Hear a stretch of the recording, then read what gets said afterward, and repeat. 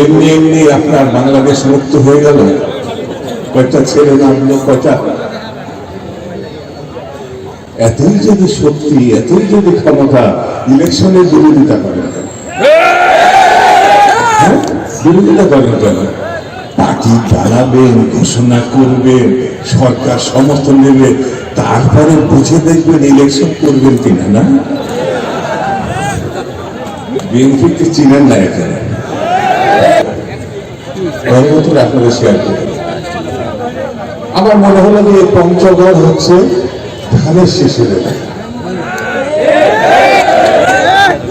আগামী দিন যে নির্বাচন হবে, কোথায় কি হবে জানি না, তবে এখানে জিতবে হচ্ছে ধানের শেষ। এখানে কে কি এসে বললো, বলবে, আসবে, যাবে, মাথায় রাখার দরকার। আজ থেকে এই কথা মনে রাখতে হবে, আমরা শহীদ জিয়ার সৈনিক, আমরা বেগম জিয়ার সৈনিক, আমরা তারেক রহমানের সৈনিক। আমরা এক সৃষ্টিকর্তা ছাড়া কারোর কাছে মাথা নত করি। অনেকেই অনেক কথা বলছে, বিএনপি নাকি এই করেছে, সে করেছে, কি করেছে। 16 বছর, 18 বছর ইলিয়াস আলী যারা নিখোঁজ হয়েছে, গুম হয়েছে, আজকে এক মাসের ঘটনা মনে করছে, কি ফেলে দিলেন, কি হয়ে গেল। 800টি ছেলে, কারোর ভাই, কারোর স্বামী, কারোর সন্তান এখনো ফিরে আসে না।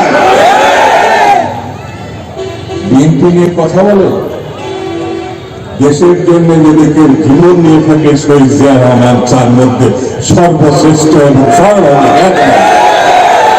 বেগমদের দিকে নজর যায় না?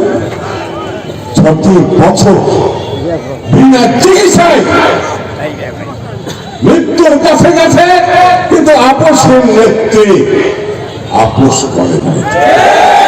তার দিকে চোখ যায় না? কি করেছে, কি করে নাই, একটা সময় না। বেটা কইছিল 17 বছর নজর আসে না। 60 লক্ষ মামলা, কয়টা মামলা আছে কিনা?